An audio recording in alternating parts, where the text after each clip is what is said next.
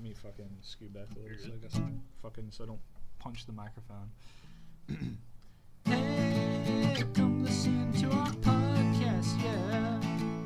Please listen, it's a hitch.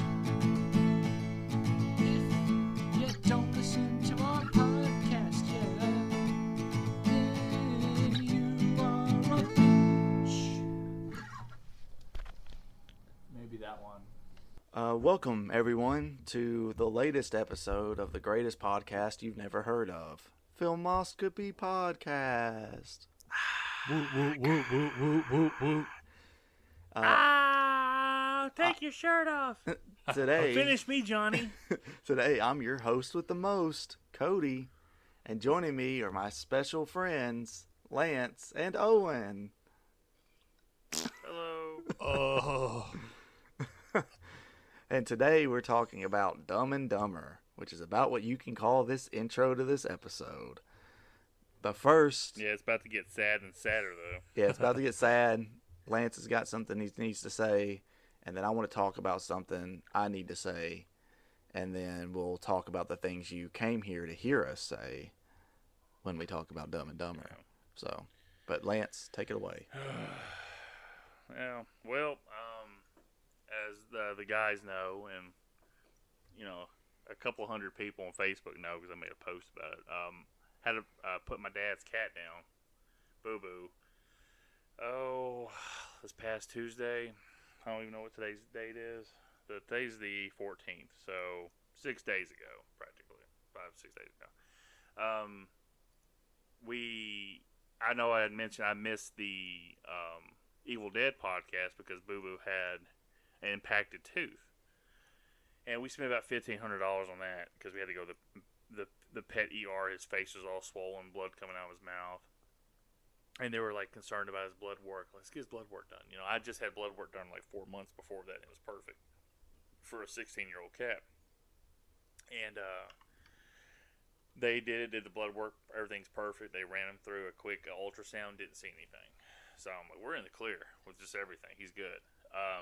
I went over to my dad's house last weekend. The Chiefs and the Vikings, his team and my team were playing. And I noticed Boo was... I don't know, just acting a little strange. He went out to the litter box and he couldn't use the bathroom. He was bellowing, you know, kind of like that pitiful meow like cats have. And I was petting him, and every time I got closer to his leg, he was kind of like doing that bellowing thing, like he was in pain. And I opened up his leg just to check, you know, and I noticed it was his red rocket was sticking out. But you know, he's fixed, so I've never seen that before. I'm like, that's weird. And I went out to the litter box. He hadn't used it. He went out there like 3 more times, couldn't use it, man. So I was Googling this shit, and I go, it's a blocked urethra. Cool. And it's about $1,500 to get fixed at the vet. Well, I told my dad, hey, I was like, shoot me a text at like 1:30, you get up, and let me know, like, what the litter box looks like, see if he's peed or pooped, you know. And he goes, he called me, he goes, yeah, he's peed and he's pooped. I'm like, oh, okay, good. He goes, he's not really eating a lot. He's been having a lot of dry heaves this past week. I go, all right, well, I'll take him to the vet Tuesday. So I woke up. I woke up kind of early on Monday, not too much early, but I got a shower and I was ready. So I left the house about 7:15. And I was like, let me go run by Dad's house and check on him. Went inside, looked in the litter box. There's a little bit of pee, but there was blood in his litter box. So I'm like, fuck, okay. Let me go grab him. I got him out from underneath the bed. He didn't want to go with me, obviously. He doesn't like going to the vet. And then I took him to the vet, and I'm just thinking it's just a blocked urethra. That's all this is. Like, you know, I'm thinking about $1,500.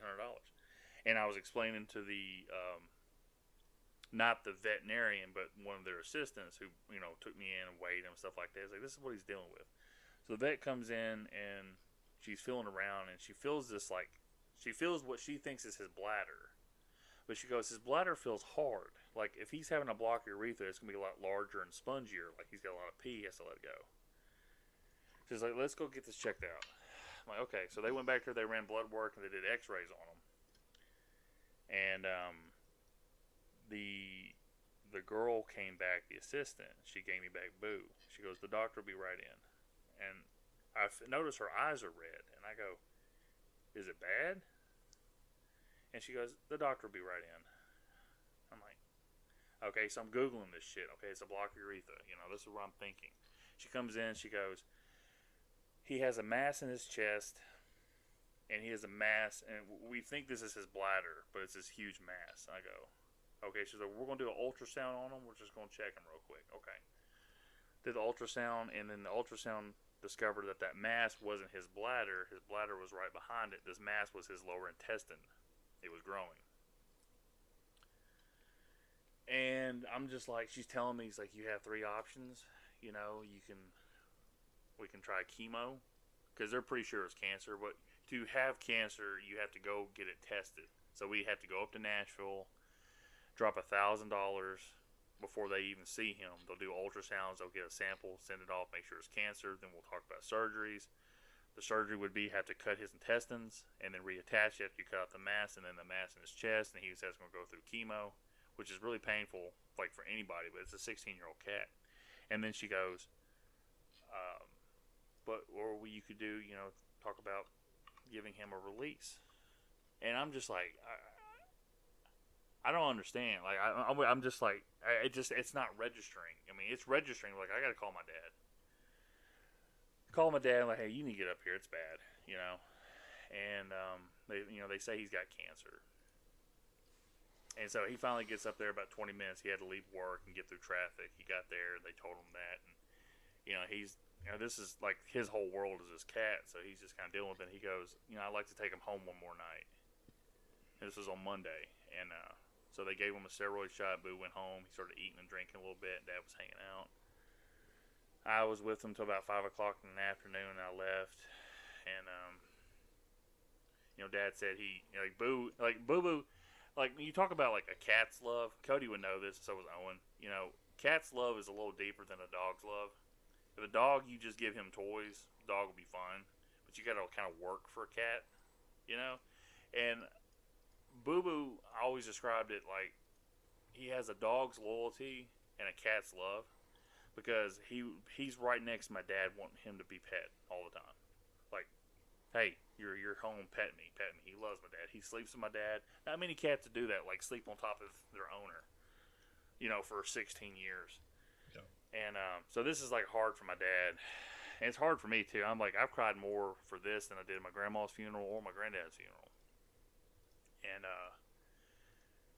you know, Dad said that he hung out with them all night. They slept together, got up, went back to bed, and all that stuff. And, you know, he'd always say, hey, Boo Boo, let's go to bed. And Boo would stop what he's doing, look at my dad, and then leave and go to the bedroom. Like, instantly when he says that.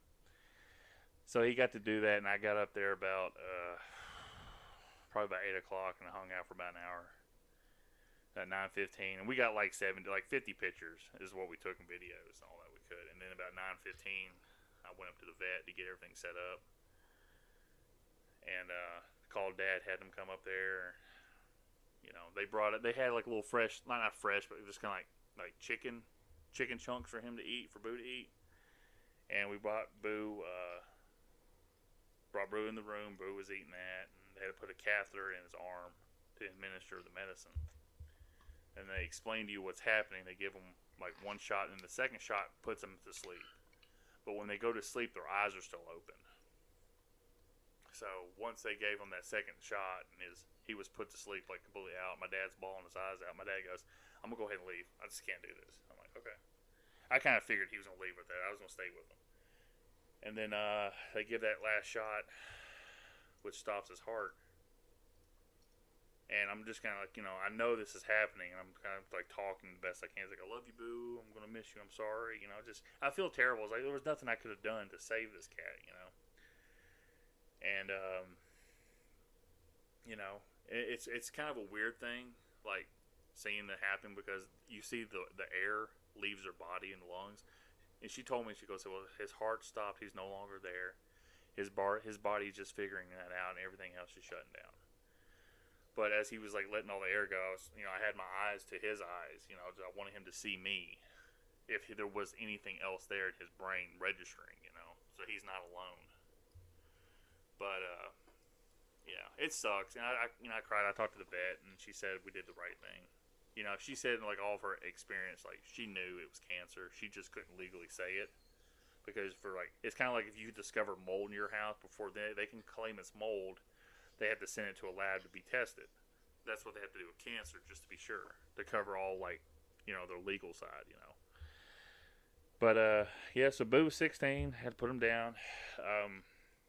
My dad and my mom separated in 06. My dad bought a house in 07. He got Boo right when he bought the house, and so he's had Boo this entire time. I got into a lot of disagreements with my mom when I was about 19, so this is probably 08. And I had a cat named Kipper that Cody knows about, the white-black fat boy. He was my baby, but my mom was kicking Kipper out of the house too, and I had nowhere to put him.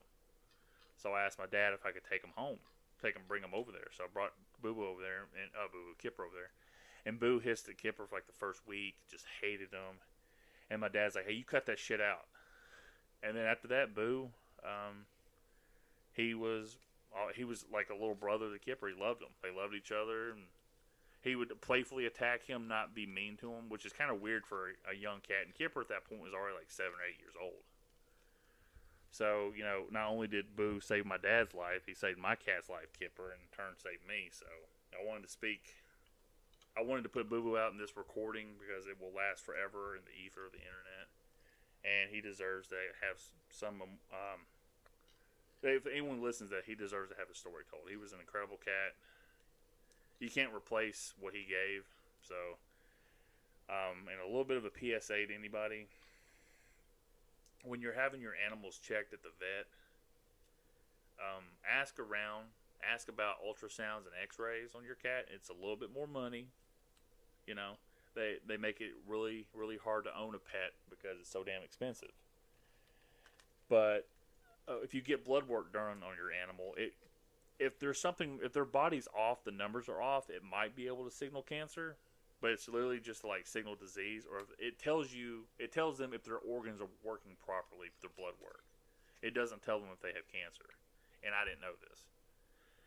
And like I said, like 2 or 3 months ago, they did a quick ultrasound at the ER vet, and they didn't see anything. But it could have been growing at the time; they didn't see it. So just ask around when you get your pets, especially when they get older. Like see if there's something wrong with them, because you got to have a plan to like either treat them or plan for their ending. And I do suggest anybody that euthanizes their animal for them to be there. Like as hard as it is on you to be in the room, which it fucking sucks. I'm not gonna lie to you. But you got to think when you die, you would rather be surrounded or have somebody you love in the room with you. You don't want to sit there and die with these strange people just looking at you. So I'm glad that we were able to be there for Boo. My dad didn't know the procedure, so 9 years ago when Kipper died, well, they had to put Kipper down. I was at the airport going to Idaho for a wedding, and like 45 minutes after I leave, Kipper's having seizures, and I don't know this. And so it seems like Kipper waited for me to leave for that to happen, and my dad didn't wait for Kipper. He was comatose because he had seizures, but when they put him under, and then my dad didn't wait around, so my cat died alone. And I definitely didn't want that to happen to Boo, and I don't want that to happen to anybody else's animals. So when it comes time for them to go, just hope you have the opportunity to put them down, because, I'd rather not come home and my animal died alone in the house, or got hit by a car, or got attacked by another animal. I'd rather be there with them. So, yeah, just wait it out. As shitty as it is, just be in the room with them when it's time. And ask around for ultrasounds and x-rays, because you might be able to save some heartache, or you might be able to save your animal. Worst case scenario, Because I'll tell you one thing: if I had money in the bank, and my dad had money in the bank, we probably would have fought it to see how long. But then again, with the huge mass he had in his intestine and the mass that was growing in his chest, I don't think he would have survived the surgery. And she told me it didn't look likely. It's one of those things. You're being easy on your pet. You're putting them out of their misery. It sounds terrible. It's like, oh, I don't want to kill my animal. Hell, if the animal who can't communicate with you can't piss or shit and it's got blood in the litter box, like, I don't know what else you can do in that situation. He's trying to throw up. He can't even throw up. Like, it just sucks. I hate it. I hate it for my dad. So shout out to my dad, and shout out to Boo Boo for being awesome. So, but other than that, I guess I'll go to Cody with his announcement. Yeah. So to pivot a little bit, I just wanted to kind of talk about a couple of new movies I saw last weekend because we haven't really covered a whole lot of like new movies this year. But Stephanie and I went to the theater last weekend on Sunday to see two horror films. The first being The Nun II, and the second being The Exorcist Believer. So we've talked about The Nun briefly on this. I think we may have mentioned The Nun a couple times on different episodes here, but basically, as a refresher to anybody, my opinion on the first Nun is that it's got a very creepy setting of being like an old abbey out in the middle of nowhere in Romania. And it has like the first couple acts are pretty good. It's creepy. It's got some scary moments, but then in the third act, it all kind of falls apart when it turns into like basically like an action movie. And you've literally got a guy running around with a shotgun shooting like manifestations of a demon. So the second Nun is much better, I think. Overall, it's consistent through the film. It's got quite a few good scares in it. The setting isn't as creepy, but it still serves a purpose. There are a couple moments in it, like with a lot of those movies in the Conjuring franchise, where it's like, all right, that seems kind of goofy. Like what comes to mind is the Crooked Man from The Conjuring 2, where like I know he's supposed to be scary or whatever, but when he like shows up for the first time, I'm like, all right, this looks kind of dumb. And I'm glad they canceled the spinoff movie for that character because ugh. But anyway, so yeah, The Nun 2 was pretty good. Interesting thing is we're recording this on October 14th. So it's as of last weekend. It's been a few weeks since the movie came out. So like the theater we were in was like one of those really small theaters that had only has like 4 rows of seats in it, and it was literally just us and 2 other people in the entire theater, which is nice because you don't have to worry about a bunch of like crinkling and crunching and that kind of shit going on. Where's this theater at? It's the one that we go to in Hendersonville. Oh, okay. That old Carmike? No. It was the Regal. Oh, okay. Yeah, because they have different screening rooms where it's like they have smaller ones and they have larger ones, right? So typically, that larger one when we went to see the Blair Witch. Remember that? Yeah.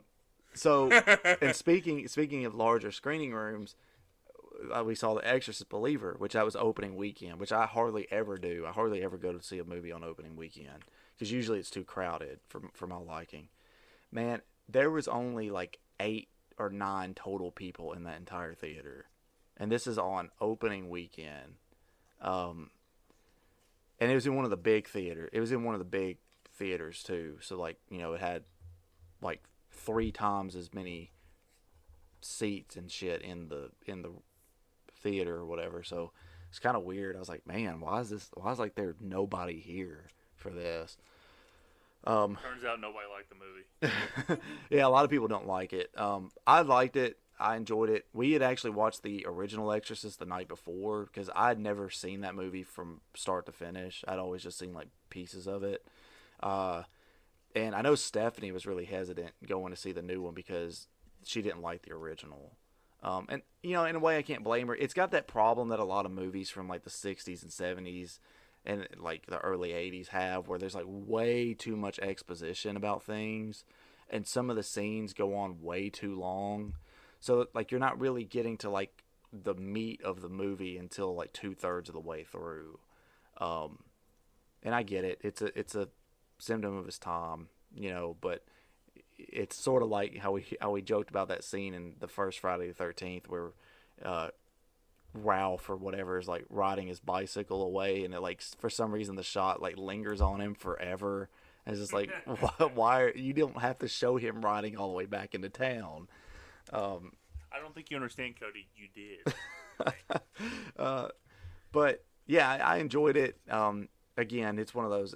It's got some creepy moments in it and stuff, and I thought it was a good setup. Now I know that our podcast here has a bit of a love-hate relationship, I guess I could say, for the director, who is you know who that is, Lance. Who has a love-hate relationship? Everybody on this podcast, I think.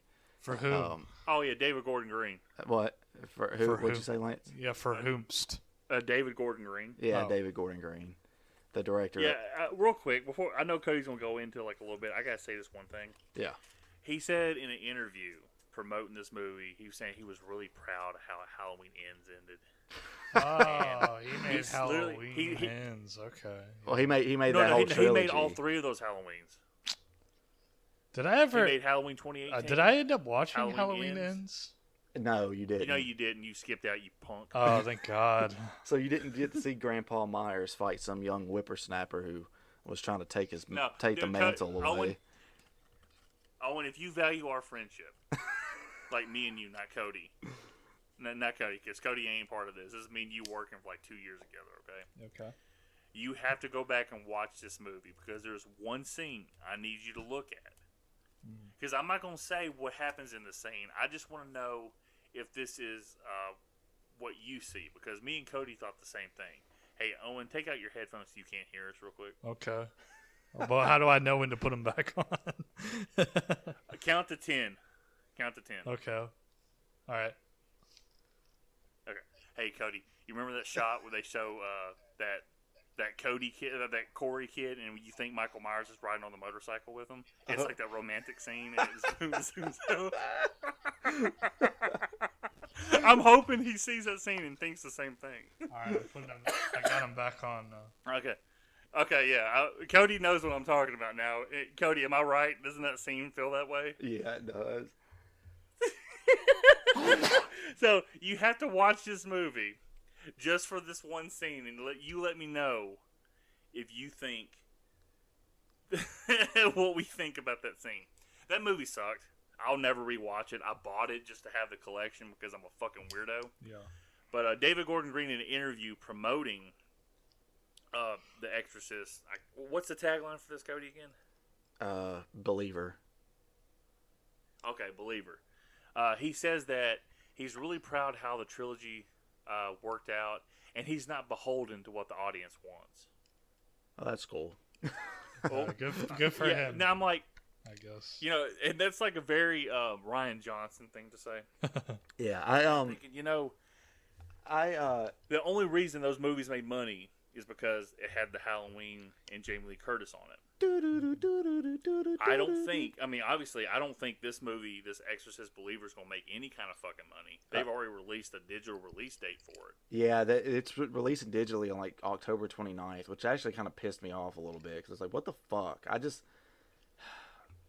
Whatever. I'm actually You put trying your to money into it to support it. So as of right now, or this is counting up through yesterday's sales. It's made 57.6 million worldwide, which I'm pretty sure it's already made its budget back. And of course, it probably won't make a lot this weekend because Tay-Tay came out with a concert film. Hell yes. Stupid. Hello, Swifties. Oh, Cody. Cody has a hatred for Taylor Swift because she's taking over the NFL right now. Yeah. So just Anything that makes money, real quick, anything that makes money, Cody, people are going to glob onto. well, This money, like I know you made a tweet saying like if you think this is going to be bad for not necessarily bad, but it's going to be irritating for you for the. it's going to movie be theater business. so basically there was an article by Discussing Film that was saying like, you know, this could be a positive thing for cinema. It's like, yeah, for the people who make money off of movie tickets at cinemas, but it isn't a positive thing for moviegoers because this is already wildly successful. It made like $100 million in fucking pre-sale tickets. And Beyonce is coming out with a concert film sometime soon as well. And if both of these things are wildly successful, that means you're going to get a glut of concert films in theaters. So you're going to end up, because everyone's going to be running to that cash cow, right? And they're fucking cheap to make, because all they have to do is hire 2 or 3 cameras, cameramen or whatever, to film a fucking concert while they're already on tour anyway. And then they just edit the shit together and put it in theaters, and these fucking mindless, soulless, living vicariously through fucking Taylor Swift zombies are gonna suck it all up. They're gonna suck it deep, and they're gonna suck it dry. Meanwhile, Swifties. you already have a problem with like more artistic films anyway. And I'm not saying I'm like a huge like art house type fucking fan, but like I do like A24 films, right? You already have a problem with those types of movies trying to make money in theaters. And now A24 is like looking to make bigger films because they're losing too much money on those types of films. So, and then on top of that, you've got the comic book movies, which we've talked about to death, about how, we're all kind of getting sick of the comic book film, at least the traditional now MCU way of doing it.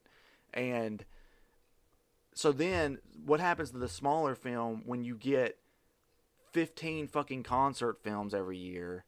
Because there's going to be a BTS film, and there's going to be a this film, and a that film, and, it's going to push all the small shit out. So, but the people running the cinemas aren't going to give a shit because, I'm making all this money.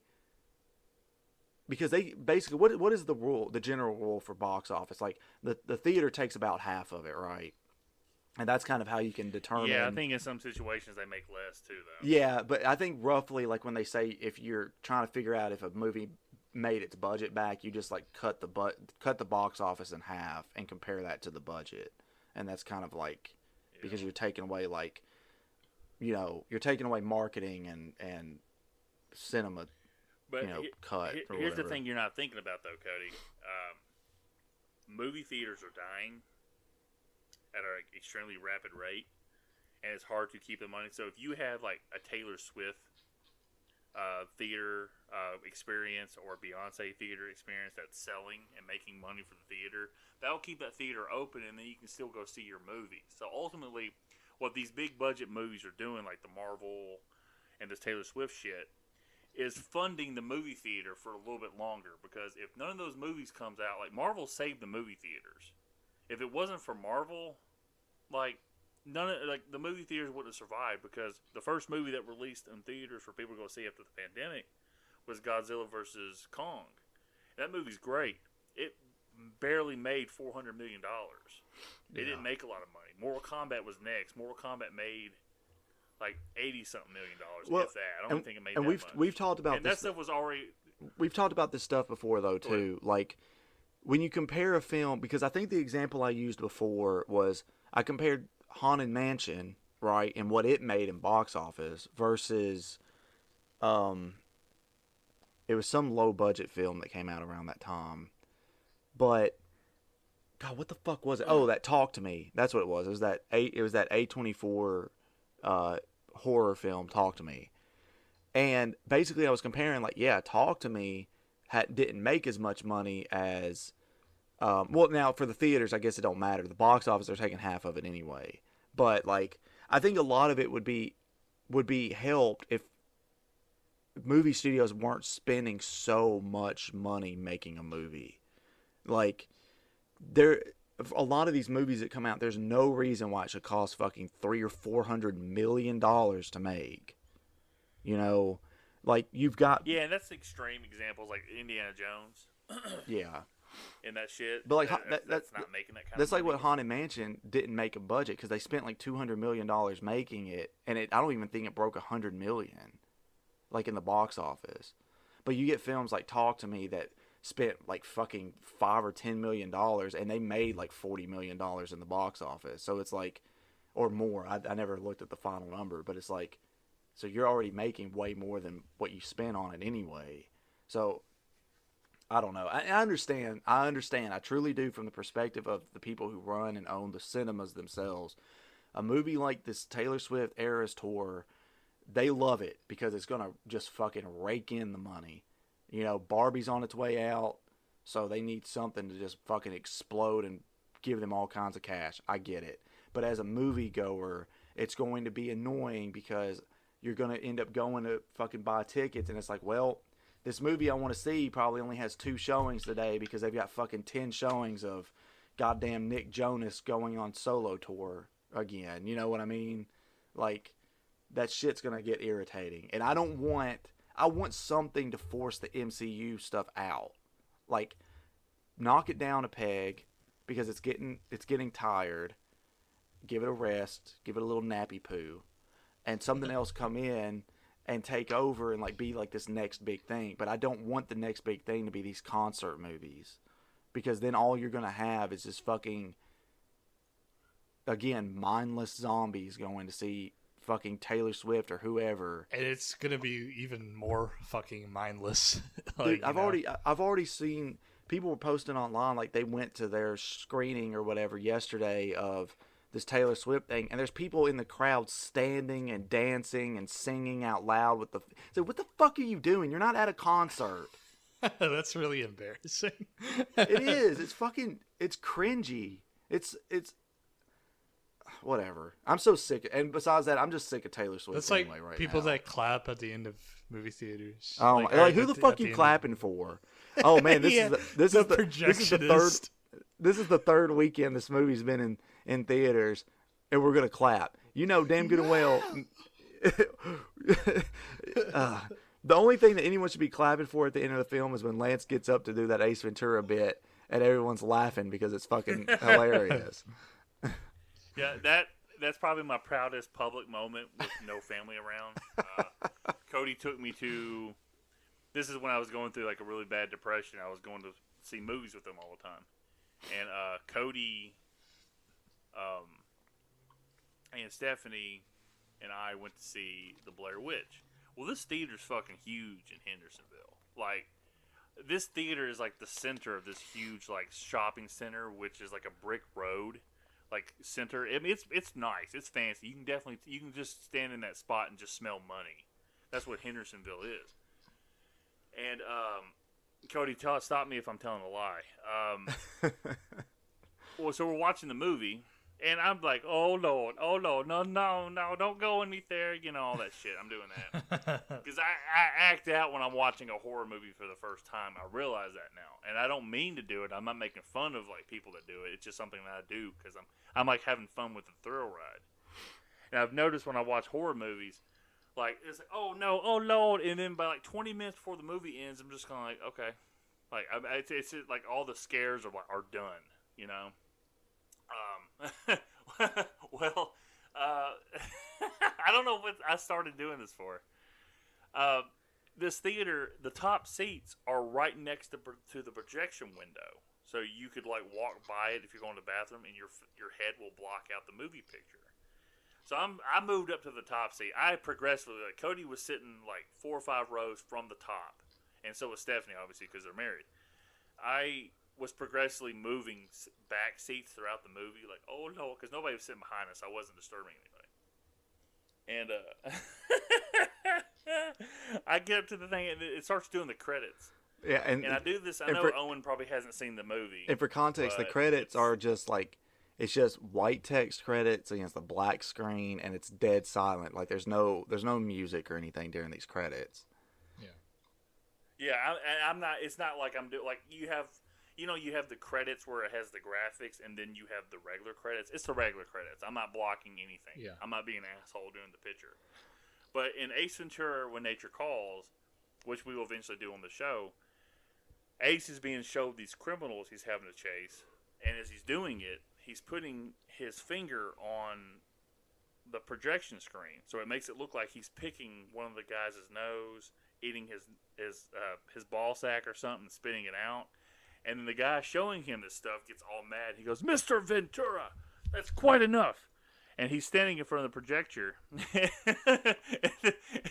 And then Ace Ventura does this with his hands. He's like, doo, like he's squeezing his nipples. Doo. And then the guy covers himself up with a jacket. And then Ace Ventura comes up with this thing that goes over his eyes and makes it look like a mask. He goes, "I hold silver away." So as I'm sitting in the theater, I'm bored. Cody and Stephanie, I'm not sure why we haven't left yet. So I go up to the projection screen. I start doing that. Like I'm eating the names and just spitting it out. And I'm like, "Ooh," and everybody in the theater starts laughing. And Cody thinks I'm just making this shit up on the spot. Everyone in And I'm that like- theater was just rolling. I mean, it was crazy. And I know some of them had to know us from Ace Ventura. I'm like, I hold silver away. What and if then I they get in the thought it car was and like Cody part goes- of the movie? They're like, dude, this is funny as That'd be shit. funny. They're like, like I'm here to make everybody laugh before everybody goes home after seeing this sad movie. But Cody was like, I'm like, "You never seen the second Ace Ventura?" He goes, "No." I'm like, "Yeah, dude, he does that. I didn't make that up at all. It was great." That's probably my proudest moment But in yeah. a movie theater. Yeah. But yeah, anyway. Hey, one thing too. Yeah. Anybody goes out there, look at Cody's Twitter thread. Well, I would say this, Cody, if you could do this, I would reconnect your tweets as a thread instead of quote tweeting each one, because I'm liking each one of them. Cody gives like a little paragraph review of each movie after he sees it. He's doing that every night of the month for Halloween. And it's fun. It's like Cody does a really good job like expressing himself on the written text on Twitter. Express yourself. Yeah. So I would just say to Cody, "Hey Cody, just start linking them in a thread if you could, instead of like the quote tweeting, because you have to click a one, then the next, then the next." But it's pretty fun. I got you. So yeah, but anyway, yeah, I saw those two movies. I liked them both. You know, I know a lot of the internet doesn't like the Exorcist movie, and it hasn't technically made its budget back yet. So who knows? Maybe if this is only its second weekend, so we'll it's almost made its budget back, right? It's almost broke even, and it probably will after this weekend. Well, here's the thing you got to think about too, though, Cody. If you look at the budget of a movie, you have to times that by 2 for the break-even amount usually, because you have to take into account for the advertisements for it. They have to pay that separately. That's not part of the budget. Right. So to break even, it's going to have to make probably like maybe $150 million. No. So the budget was on. The budget was $30 million for it. Okay, so yeah, you're right. So it's $60 million, and so it's almost there. It's made 57 right now. So, and the Nun, It's Nun interesting. 2, the Nun 2 made well above it. I think it was sitting at like 250 million or something already, off of like a 40 or 50 million dollar budget or some shit. So Yeah, it's made its money. But you know the thing is, what sucks about like the budget shit. Like, I feel like everybody just if your movie's not making $1 billion, it's a failure. And like we're just so desensitized to the money because Marvel was putting out $1 billion after $1 billion, $2 billion, $1 billion, $2 billion, and now they're suffering. But Marvel's suffering is like, oh, we only made $600 million on the movie. Dang. yeah. Oh shucks. You know, And we only made $600 million, and it's a failure because they spent $400 million making the fucking movie. You know, that's what I mean. Yes. And, you know, like I said, I'm not, like, there hasn't been a movie that I'm like, you know what, I really want to see that in theater. The only movies I've got planned, and if they ever get to this actor strike, they're supposed to come out next year, is going to be Venom 3 and then Mortal Kombat 2. Venom. Like, those are the only movies I'm going to pay to go see, because it's like, oh, okay, I really don't care. You ain't gonna And go then see. Marvel's talking about, You want to go see Kraven the Hunter? I don't know, I might see that too. Just, you know, for shits and giggles. My Depends on how name money is though. Kraven. I hunt pussy for breakfast. So what the fuck is Craven the Hunter? You don't know? Oh, It's a Spider-Man villain. oh, sweet summer child. The Spider-Man villain. I didn't know that. He's like the world's like best or greatest hunter or whatever, and like Spider-Man. He sees Spider-Man as like his greatest challenge or whatever. Prey. Yeah. And Sony, obviously, Spider. Sony owns all the Spider-Man characters, so they're making Spider-Man villain movies to kind of set up a Sinister Six so they can put Spider-Man in the middle of that. Yeah. Or hopefully, I think they're just hoping that Marvel will invite them in. I think Marvel, the only person Marvel would ever bring in would be Tom Hardy's Venom. Well, just there because was it's a proven to be successful. There was a report just the other day that apparently for Spider-Man I can't remember if it was Far From Home or No Way Home. No, it was probably Far From Home. That they actually wanted to use Craven in it, and Sony told them no, that they weren't allowed to use Craven until they set him up in his own movie. So, which is interesting. Yeah. I think, and also they had it. It was rumored at the time, and then people kept saying, "Yo, that's not going to happen. That's not going to happen." And I think it's been confirmed. I just remember seeing it. They said that Tom Holland's Spider-Man had filmed scenes for the Venom movie. Oh. But everybody came out and said, all the MCU stands were like, no, that's not the case. That's never going to happen. They don't want to be associated with that trash. And they kept saying Venom was going to fail, then it made, $850 million. Yeah, that's why the MCU movies are, making all that extra money now, aren't they? Fucking. Yeah. But no, they I think it came out and said, like somebody said that, yeah, they did film something with Tom Holland in the Venom movie, but Marvel asked Sony to take him out. They didn't want him to they didn't want to do that yet. Or they didn't want that associated at the time, because I guess they thought Venom was going to fail. But whatever. I don't know. I don't want to get into the whole MCU fan versus Sony stuff again until we talk about one of those movies. Like I said, me and you hashed our wagon to DC, and that burned us pretty well, so we don't need to. Just wait till Superman Legacy. It'll fix it. Jesus Christ. They don't have any fucking clue what to do. Well, they really don't. So James you remember, Gunn is a director. So he's not a creative head. Hold up. Wait a minute. Let me put some pimping in it. They basically confirmed that Aquaman, the new Aquaman movie, is the end of the DCEU. There's none of this shit where it's like, oh, these actors are going to play their characters still in the new universe. None of that's happening. Literally, the only character that's going to be true for is Blue Beetle. So, like, the guy that played Blue Beetle in the new movie is going to be Blue Beetle in the DCU. But, like Jason Momoa is not going to be in the DCU as Aquaman. He's actually in talks to be Lobo. Yeah, he's in talks to be Lobo, possibly in that Superman Legacy film. So they confirmed that none of the Justice League actors are going to be coming back as their characters in the DCU. So like Gal Gadot going around saying repeatedly, like, yeah, I'm going to be Wonder Woman still. Like, no, they've said no, none of that's happening. So. No. They've said that no now, but they had been hitting around that they were going to do. They said the Flash was going to be the soft reboot. Well, and then everything after the Flash was going to be the DCU. They've waffled on this multiple times. Yeah, I think, and this wasn't some grand plan by them. They just haven't figured it out because none of the movies have made money. I think they're like, no, we want the first movie to make money. I think what's happened is the internet, as usual, got confused, right? Because they're like, well. Does that mean that this? Well, no. James Gunn said this stuff though. Right, I know, but it's confused everybody, and then you have the actors going around being like, "Oh, well, yeah, I'm going to be in the DCU," and it's like, and then James Gunn is coming out and being like, "No, you're not, and like, so them saying, you know what, just forget it, all that stuff is gone. The DCU officially starts next year when the Creature Commandos or whatever that animated series starts. Like, that is the first DCU project. And they said very clearly Aquaman is the last DCEU project. So, I don't know. But anyway, let's talk about a movie that New Line Cinema made, shall we? Called... Yeah, Mortal Kombat 95? Called Dumb and Dumber. Dumb and Dumber. Hey, you Dumb and Dumber over here. Dumb and Dumberer. Hey, Cody, do you think me and you could do the whole mock, in a little while when we get to that part? We'll see. We'll see what the tickle in my pickle says when we get there. We just need Owen to be the guy who's like, guys, stop! So, as always, let me run down the deets, the dirty deets.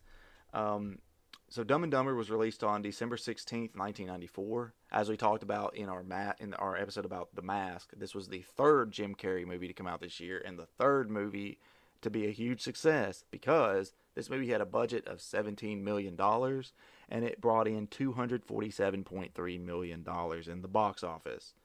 It has a running time of 106 minutes. It was directed by Peter Farrelly. It was written by the Farrelly brothers and Bennett Yellen. It stars Jim Carrey. Is that how you say their name? I thought it was Farrell Brothers. It's Farrelly. It's got a Y at the end. Does it for real? Okay, shit. Yeah, it's Farrelly. It's fragility. I'm being for really right now. So the film, Really, you can't be serious. I am serious. the film stars Jim Carrey as Lloyd Christmas, Jeff Daniels as what is his name in this movie? Just watched this shit this morning. Harry. God. Lauren Holly is Mary Swanson. You got Mike Starr as Joe, the thug dude, the one with the ulcer, my ulcer. The Italian American. Yeah, the Italian American with a stomach ulcer the size of a tangerine. And Karen Duffy plays J.P. Shea, who is his accomplice.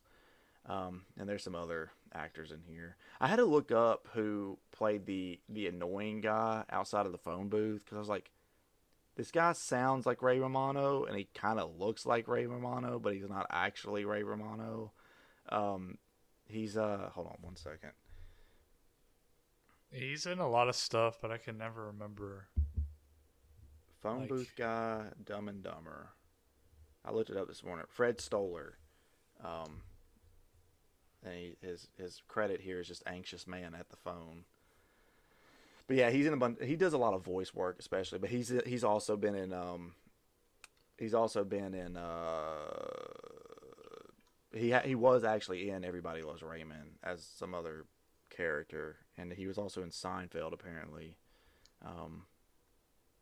But yeah, so this film is one just quick note. This film is the film that I believe is responsible for Tommy Lee Jones hating Jim Carrey. Jim Carrey has told a story about when he was in Batman Forever as the Riddler, and he went to some restaurant the night before they were supposed to start shooting, and Tommy Lee Jones was there, and he had gone up to Tommy Lee Jones to shake his hand and introduce himself, as they had never met, obviously. And Tommy Lee Jones stood up, he gave him a hug, and when they were hugging, he said something along the lines of, I hate you, I can't tolerate your tomfoolery, or some shit like that. I think we talked about this on a previous episode, but yeah, and I think it all boils down to the fact that Tommy Lee Jones released a film either on the same day, on the same day, or on somewhere around the time that Dumb and Dumber released. And Dumb and Dumber obviously was hugely successful in the box office, and Tommy Lee Jones' film was a flop. So yes, Cobb, the movie Cobb, which is a biopic about Ty Cobb, the baseball player, and it only brought in a box office of $1,007,600. Wow, you're telling me nobody saw? That sounds immediately more interesting. That's sarcasm, by the way. So it released on December 2nd, 1994. Dumb and Dumber was released 2 weeks later, and so it's like, dude, your film only made $1 million, and it had 2 weeks before Dumb and Dumber even came out. So I don't understand that direct hatred, but that's the story that Jim Carrey told. And yeah, so anyway, let's get to overall impressions of the film, and we'll start with Owen. Me? So, all right. So before I had watched this, I believe as a kid, I thought I tried to watch this, but I guess I tried to watch Dumb and Dumberer, the prequel. And that movie forever tainted my image of all Dumb and Dumber. So I never watched this because I thought it would be absolute dog shit like the 2003 prequel was. And I often confuse them for the same movie. So this yesterday was the first time I ever watched this movie, and it had its moments. It's kind of all over the place, but I feel like it's sort of meant to be all over the place. I don't know if like the director was like I don't know. I don't know if he had some kind of like hidden genius about him, maybe, and he was being like, he was behind like a layer of irony or something when he was making this. But there's still funny moments in it. I like this movie. It's funny. Okay. Lance, what about you? I love this movie. That's it. That's it. No,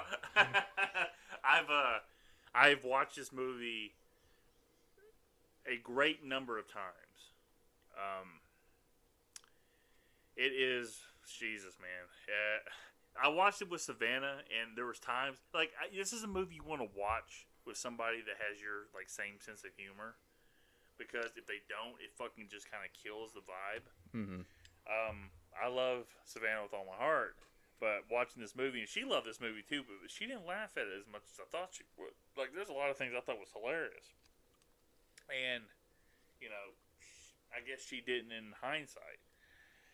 So I'm like, damn it, man! I still love this movie. I think it's funny. I know it's got a lot of slapstick, but it's good. If you watch Dumb and Dumber 2, which is like the sequel that came out like 8 years ago, it's not very good. Like, it's just like this was just a moment in time that it worked.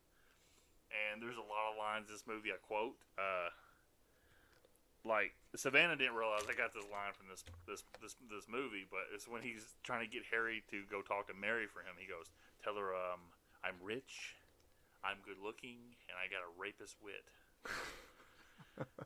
So I've said that for years at work in front of my coworkers. Like, just go tell them that I have a rapist wit, and they don't know where the fuck that came from. And you know, I didn't catch it when I was younger. Obviously, I didn't know what the hell that meant, but I thought it was fucking hilarious. And just like the snowball fight he has with Mary, where he just all of a sudden, you know, she pushes him. He's like, "Fucking bitch," when he's looking at her. And this is the sound effect they put in the movie when he hits her with a snowball. It's like thump. It's like, hell yeah, dude. I mean, I can quote this movie, like the sounds and shit like that. And this movie just is great. I know it like the back of my hand. It's probably my second favorite Jim Carrey movie behind Ace Ventura. So yeah, so for me, this was a film I watched a lot as a kid. We had it on VHS, and hell, even when it would come on TV, I'd watch it. Loved it as a kid, just loved it, even though, you know, when you're young, we talked about this a lot on this show before, but when you're young, some jokes kind of just go over your head. But watching it, I watched it this morning, and it's probably the first time I've watched it in, it's probably been 15 years or more. And I got to break your heart a little bit, Lance. I like it still, right? And it's got some laugh out loud moments still. It's an enjoyable movie. So by no means am I saying it's bad, but I like The Mask more than this.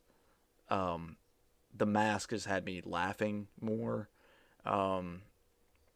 And Owen is right. Like, I do think the plot and some of the stuff is like a little bit all over the place. I think it's intentional because I do think that it is going really for like random comedy when, like, I feel like random comedy in this style was probably still pretty new around this time.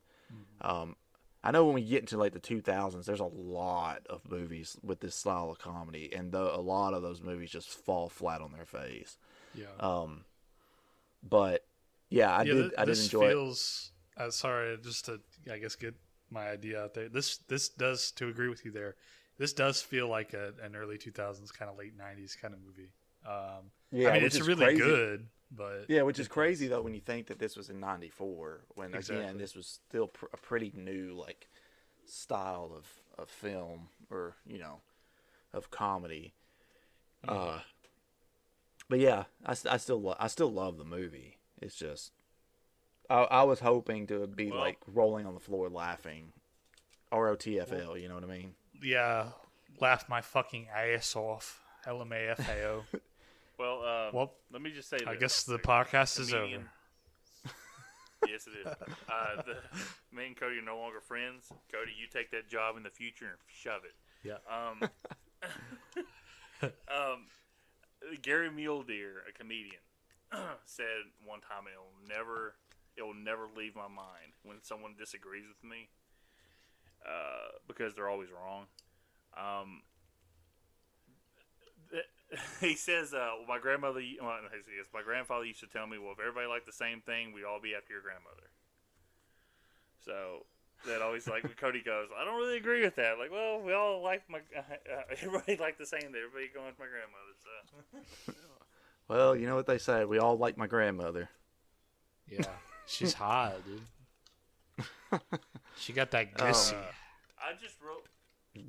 that gussy. Yeah, they go with that juicy gussy. Hey, we're not talking about the best part of this movie when you see what's her face's ass. Oh, he's holding her up in his daydream or whatever. So, are you? If I was a kid and I had this on VHS, I'd pause it right there. There would be stress marks on the VHS where it was paused. I'm not gonna lie to you. I thought we were talking about the scene where they're walking, and he goes, "Oh, geez, look at the bottom." Yeah. The dude's ass. That one's a close second, but no, when he's dreaming about that, he must work out. Yeah, he must work out. Look at the ass on that. Oh man. He's like, yeah, he must work out. How about when he's like the whole time, we just gotta go through this beat by beat, Cody.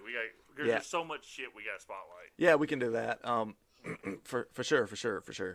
I just did want to mention too that damn it, I already forgot what her fucking name was. Lauren Holly, I think that's her name. Yeah. Her and Jim Carrey were married from like 96 to 97. They got married after this movie. Yeah. Yeah, for like a year. I told Savannah it didn't work out. But. Yeah. But did at it least for he the got to see ass. it. So Lloyd got his Christmas, you know what I'm saying? Well, Lloyd predicted it in the film, right? He's like, I'm madly in love with her, and I'll do anything. I'll walk to the end of the earth for her. He says he wants to make love to a schoolboy. What? Yep. He says I desperately want to make love to a schoolboy. What did you say, Owen? Because you went like robotic. Oh, I didn't say anything. I don't think.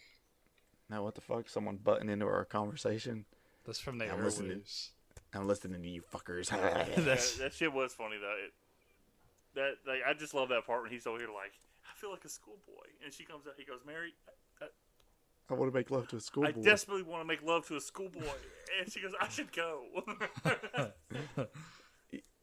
Yeah. So, but yeah, he like I was saying, he predicted it because when he's like, I'm madly in love with her and all that kind of stuff when he's talking to fuck, what is his name? His name? Jeff Daniels. Harry, yes. And he's like, or until I get sick of her and move on. You know what I mean? So, my favorite. I remember Lance showed me one other thing from this movie before I had watched this like a while back, and it's like one of the funniest parts of the movie is when Jim Carrey's character is getting shaved, and he grabs his throat, and there's fucking like blood. Like, and at first you think it's like just like a stupid bit, like, oh, he cut himself, and you think it's gonna be like normal slapstick where it goes back to normal like in the next scene, but then he like fucking like lifts up his hand. He looks back at him, laughs, and like shows him a ketchup packet. It's the fucking funniest thing. Savannah said like, this is not me. I've made jokes about her toenails. Because I'll say this, a lot of people they don't pay attention to how long their toenails get sometimes. Yeah. Sure. And Savannah's toenails were kind of long. And I made a joke. I'm like, hey, you look like David from The Lost Boys, because there's a scene where there's a vampire movie where he's hanging upside down and you see these big claws for toenails. I'm like, hey, she's like, that's not it. And then the scene where he's getting his toenails like sawed down with a fucking saw. It's like, I'm like, hey, it's Savannah. She goes, my feet weren't that bad. Oh God, I love that so fucking much. I like him like the fucking tuxes and shit like that. There's so much in this movie, man.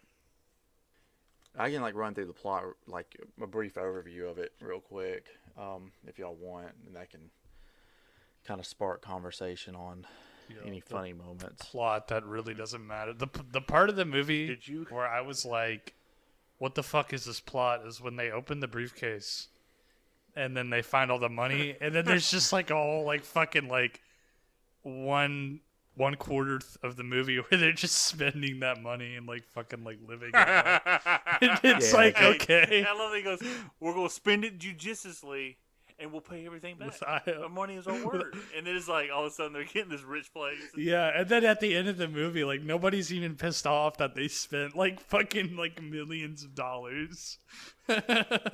Yeah, because I love whenever the guy does open the briefcase and it's got all the IOUs in it. Oh yeah, that and was pretty funny. He's like, oh, this is $275,000. You might want to hold on to that one. Yeah, this is $275,000. You might want to hold on to that one. Or this is just as good as money. These are IOUs. I was like, okay. But it's fun. I didn't remember anything about like the subplot with like the woman that Harry is talking to at the gas station about her being like an FBI agent and all that. I didn't remember any of that. I couldn't even really remember how this movie ended. I just remember them, I remember the whole like meeting with the limo drive in the beginning, and all that, and going out to Aspen to find her, and the money. I remember that the briefcase was full of money, because one of the scenes that it's always stuck in my mind is when they show up to the charity thing, and they're wearing those hideous suits, and hey, those suits are great. And they get out and they're doing like the sword fighting or whatever with the canes and all that. Like that part's always stuck in my mind. Oh, and Lloyd killing the owl with the champagne cork. Yeah. But yeah, you're right. There really isn't. The plot's like very kind of thin.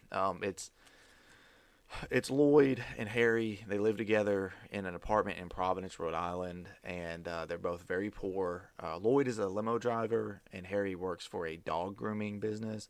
He even has converted his van to be a giant dog mobile.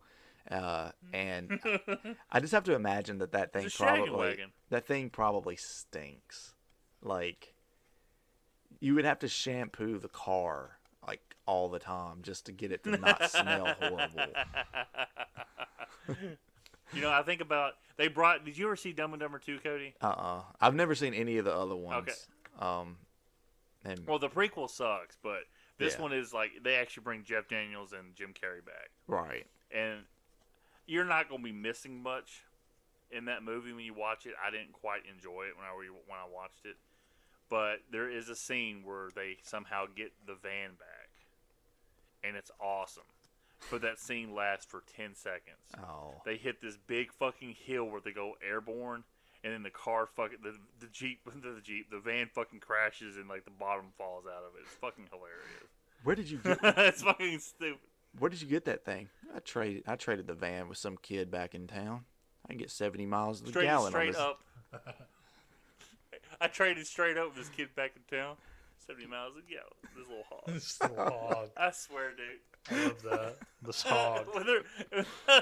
when they end up in fucking Nebraska, and they're like, Jeff Daniels goes man, I thought the Rocky Mountains would be a little rockier than this. And he's like, yeah, man, that John Denver's full of shit, man. John Denver has a song about the Rocky Mountains, obviously. But yeah, there's so much about this movie. Yeah. So they both get fired from their jobs. Harry takes a bunch of dogs to a dog show, but he's fed them a bunch of hot dogs and roast beef sandwiches and stuff. And that isn't the worst part. There's ketchup and mustard bottles in the back of the truck. Yeah. And I love the bit where he's like, foot long. I got a foot long here, and the little Pomeranian or whatever sticks. The Pomeranian. He's like, yeah, in your dreams.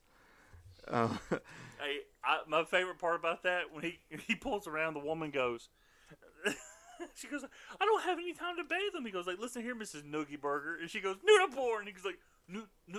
And she's like, porn. He goes, look, I bathe them and I clip them myself. And I stand by my word. He opens it and they're all covered in ketchup and mustard. And he goes, on second thought, we just run through a comb through them. And then Lloyd picks up Mary Swanson from her home, I guess, maybe one of her homes, and takes her to the airport, and he falls in love with her on the ride to the airport. And he is watching her when she's in the airport lobby, and she sets the briefcase down, and he wrecks, right? He wrecks first, and sees that she leaves the briefcase on the floor, and then he runs in to go grab it because he wants to give it back to her. And I remember this from the commercial when I was a kid, but that scene where he like runs through the airplane, like the loading thing or whatever, and he's like, "It's okay, I'm a limo driver," and then like runs and falls out of it. Hey, what's funny about that is the trailer to this movie, because back in the day when they used to release trailers, they would have different scenes in the trailer that evidently were either deleted scenes or alternate takes that you never saw in the movie. Yeah, they still do that today, but.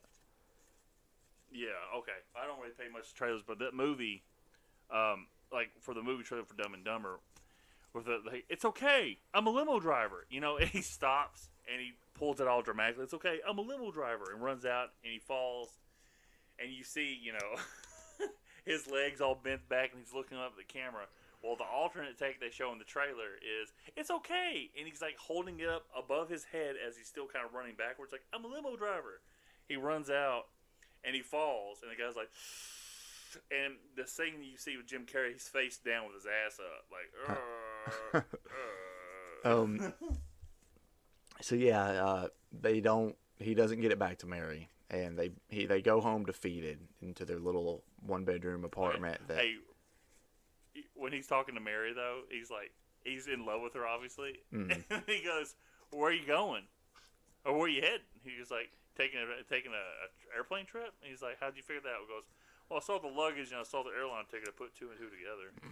But before that, when he's trying to hit on that chick, and he's like, "Oh, that's a beautiful accent. What is it?" She goes, "Austrian." He goes, "Well, good day, mate. Let's put another shrimp on the barbie." She's like, "Let's not." Because it's obviously Austrian and not Australian. Yeah. So yeah, they're back at the apartment. They don't have any money, or they barely have any money. And Harry tells them to go get booze. Well, he says get the essentials, but he means booze. And he goes and gets booze and like a hat and some other big things. cowboy, a comically sized cowboy hat. It's like a Macho Man Randy Savage cowboy hat. Mm-hmm. And then he sees I like, love it when the old lady. Go ahead, Cody. I was gonna say he sees the nudie mags or whatever, right? And he's going to like, he tries to buy, or he buys one, but he leaves his wallet in there. And then the little old lady rolls by and asks if she can watch his stuff while he goes and breaks $1. And he's like, those. What did he say? He says those slow and dangerous behind the wheel. Dangerous behind the wheel. They do still serve a purpose. Yeah, senior citizens do still serve a purpose. Then she like steals everything. I'll be right back. Don't go dying on me.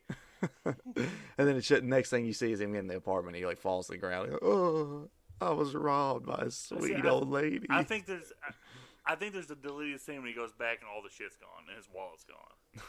But you don't see that in this movie. This cut of the movie, obviously. I think I saw that on the TV version of the movie. They put a scene in. Yeah, cause I love it. He's like, yeah, because I was gonna say, I was like, I wonder if he at least got his wallet back because he went and broke $1 or whatever, right? But, yeah. So, I'm trying to remember. He convinces Harry they need to go to Aspen, and he says someplace warm, where the women flow like wine. Where the beer flows like wine. Oh, the beer flows like wine, yeah. But you got to talk about the bird getting the bird killed. Yeah, I'm trying to remember the order that all that happens.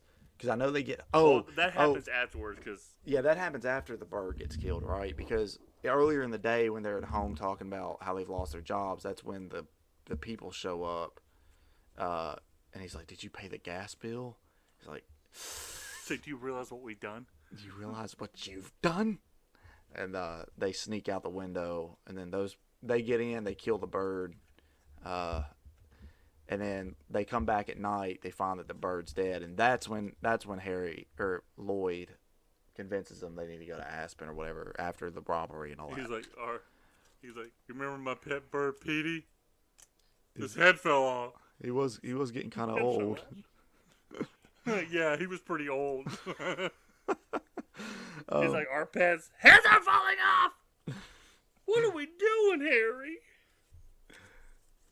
I love later on whenever he admits that he's like, "Oh yeah, I sold some stuff." He's like, "You sold my dead bird to the blind kid." He's like, "Harry, I took care of it." Took care of it. So yeah, they leave. They go to Aspen, or they head to Aspen, and then here they are. This is like a large portion of the movie, right, where they're on their road trip, and they stop at a diner. This is another scene that's always stuck in my mind, where it's like he throws a salt shaker over his shoulder and it hits the guy, and the one guy that's still back at the table. You're supposed to take salt, like a pinch of salt, and throw it over your left shoulder. And Yeah. he just grabs the shaker, just tosses it. It's like and then when Seabass gets up, you just hear like, "Kick his ass, Seabass." I love it when he throws it. You just hear Seabass go, "What the hell?" Well, I love the trick that they play too, that Lloyd plays, where he like gets them to pay for their meals or whatever. Oh yeah, that's really funny. It's Because- satisfying. Yeah, because Seabass hawks that disgusting looking loogie into his burger. I mean, that thing is fucking disgusting. It's like green and brown and black and stuff. It's like, what the fuck? It must be all that that big boy loving or whatever that he's been giving people. Oh God, that's a little later on, but that's just funny. I love when they're going down the road and Harry, he's like, "Man, that was pure genius, Lloyd." He goes, "Yep, I saw it in a movie once, but it sounds like something I would do." Just say, he's like, "I saw it in a movie," and he's like, "So what happens in the movie? Does he get away scot-free?" He goes, "No. Half a mile down the road, they catch up to him and slit his throat." And then he's like, "Hey, can you pull over? I gotta pee." He goes, "I'm not pulling over now." And then you get the same with the cop after the cop pulls him over, and he like takes the beer bottle from him, and because he's gonna drink some of it, and they try to stop him, and he's like, "Hey, you'll keep your mouth shut if you know what's good for yous." I know he doesn't say yes, but you know. No, you make him sound like that. That dude's fucking Canadian as fuck. Hey, All right, like I've listened to interviews with that guy. He was on the Bob and Tom show. That dude's like fucking Canadian. hey, if you don't want a moose on around your neck, then you'll give me that beer. Nah, I can't do a Canadian accent and keep it. Anyway, I just know moose. Oh, it's a moose. Hey, I love it when Oh, hey there, bud. he, Hey there, bud. like, of course he's like peeing. And he's like on his fifth bottle. He goes, "Where are you, a camel?" And then when he hands that fucking beer bottle to Harry, he spills it on Harry's jacket. You see Yeah. Harry go, So yeah, the cop tastes it. It has a little bit of a problem with it. I don't know why. It should be delicious, and tells them to get the hell out of here. So they do. They get the hell out of there. Trying to remember.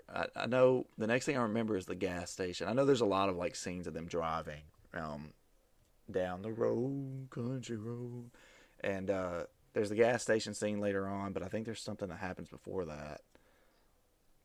Oh, they pick up the guy, right? Because the henchman. they pick up the bad dude, and then they pick up the Mexican hitchhikers.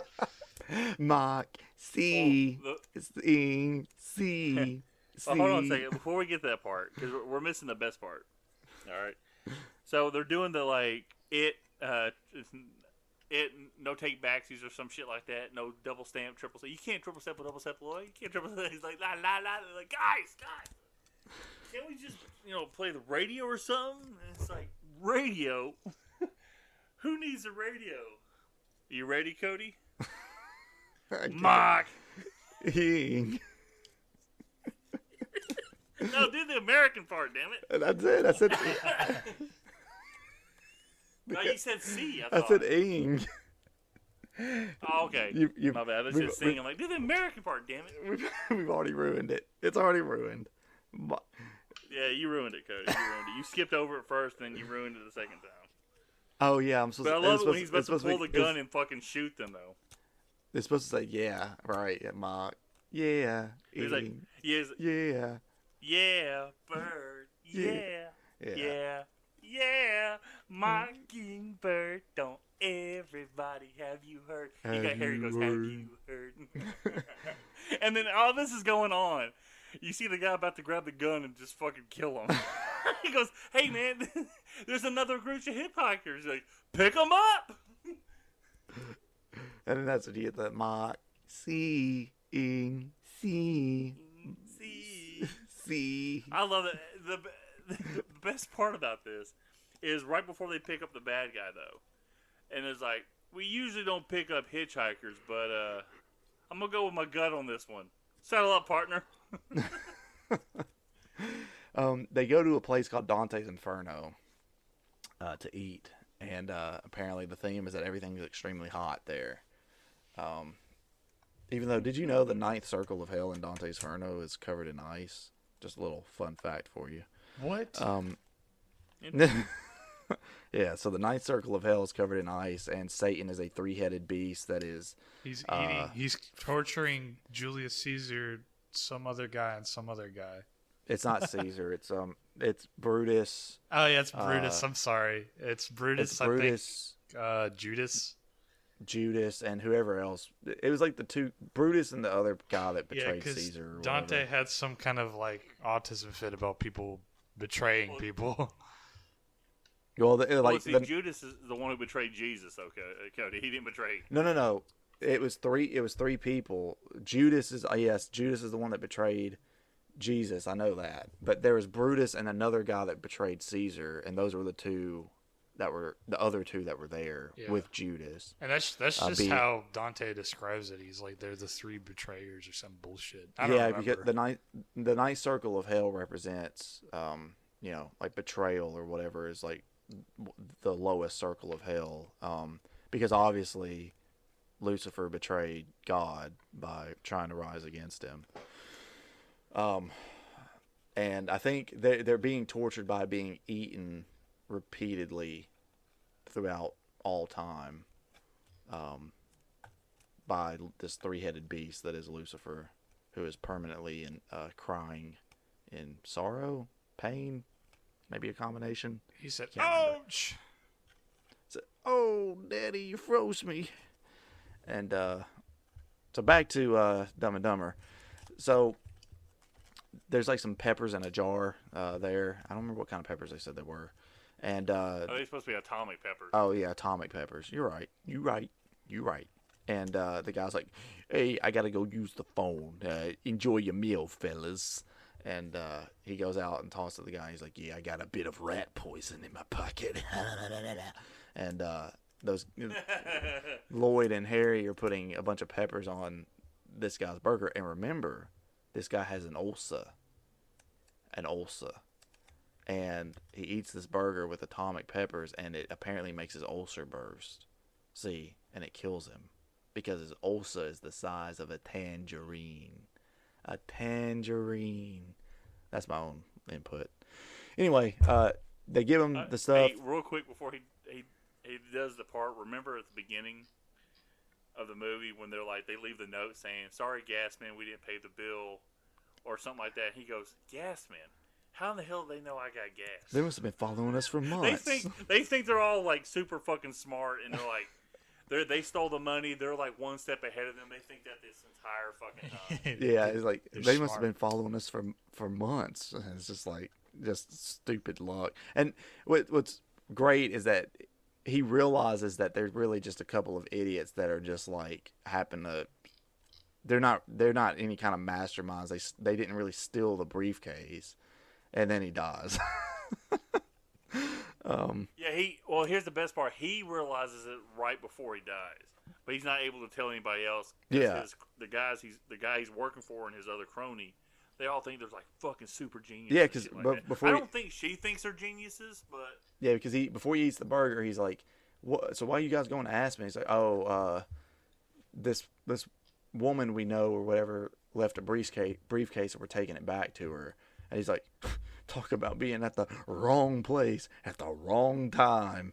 And then he eats the burger, and then he's like, he asks for the pills or whatever, and they give him the rat poison instead. He's like, "You son of a bitch!" He's like, "Son of a bitch!" He goes, "He blamed me." Well, Those were his last words. Well, not He's if you count the gurgling sounds.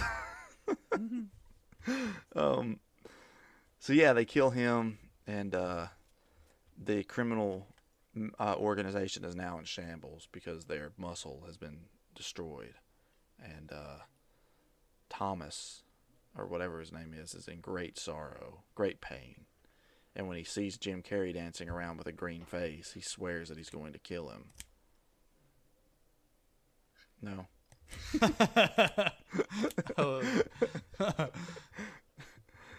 Great. So they hit the road. I think the gas station thing's next, if I remember right. After some more driving scenes, they hit the gas station. This is when Harry meets a woman. He's flirting with her. Accidentally lights his leg on fire, and she ends up leaving because she's trying to look for a number. He asks for a number, and he's like, "Damn it, woman, will you just give me?" Well, what does he say? He's like, "Would you just give me the damn number?" And she's like, "You know what? If you're gonna act like that, never mind," and drives off. Meanwhile, Lloyd is in the bathroom, and when he goes to tinkle in the stall, he sees something written on the wall. And this is like one of those moments in this movie. This is what I mean, like, by random comedy, because it's just like so like it makes no sense, and it's so just out of the blue. But he sees a thing on the wall. It says like, for what does it say? It says like for big boy loving or something like that. I don't remember. Man love or some shit. No, it says manly love. It says manly love. Be here at 2:15 sharp. It's 2:15 a.m. March 25th, and he looks at his watch, and it's March 25th, and it's like 2:14 a.m. And and you hear the door open. It's like oh, with like a talk box. Yeah. For the guitar. And the guy kicks the stall in, and who is it? It's Seabass, and he's there to just shove his penis in Lloyd's mouth. He's like, "Oh man, this is gonna be great." What? I didn't know what the fuck was going on when I was a kid. I didn't either. I thought he was just gonna I had no idea. I thought he was just gonna like beat him up when I was a kid. But I guess I also just kind of ignored the fact that he started like reaching for his pants, and but Harry saves the day because since his leg was on fire, he needed to put it out. So he kicks the door in, and it knocks Seabass out, and he shoves his leg in the toilet. And toilet water, which hasn't been flushed, by the way. It's piss water, yeah. It's splatters. disgusting. It splatters all over Lloyd while he's sitting, sucking his thumb next to the toilet. I guess that's payback for spilling piss on him earlier. Yeah, I guess so. God. It's like what the whole George Lucas thing is. It's like symmetry. It rhymes with things. It's like poetry. It rhymes with orange. Yeah. Things that rhyme with orange. But I set my friends on fire. Like Harry's leg. I don't know. I'm a little bit tired. Anyway, we already talked about. I think next is like you get to the scene. They stop at a different gas station, and Lloyd goes in and gets a bunch of snacks, and he comes out. He's like, "Big gulps, huh? All right then, see ya." And just like it's kind of those guys weren't. Those were real people too. They filmed that scene with. They're like, "Hey, you want to be in a movie? And just don't react to what he says." Oh, they really? weren't like extra actors or anything like that. Yeah. Wait, That's cool. What are we talking about? When they stop to get when Lloyd gets the stuff, he's about to leave the gas station. He like has all the snacks and stuff, and he like sees those guys out there drinking big gulps cups, and he like just stops and he's like, "Big gulps, huh?" And they don't say anything. He's like, "All right then, see you later," and just gets in the car or gets in the van. Yeah, those weren't real actors. Those were just people outside the gas station. Like, "Hey, you want to I guess just be in the scene and just don't react to them, I guess. Big goals, huh? I don't know why that made me laugh Hey, we so missed much. the scene. How about the scene where he's okay? I use this line all the fucking time, but I always get it inverse. It's not this part, but it was the part where Lloyd was driving before, and he's having that fantasy about meeting her and being with her rich friends and shit. And it obviously shows that he doesn't know what Aspen is because it's like sunny and like a beautiful place.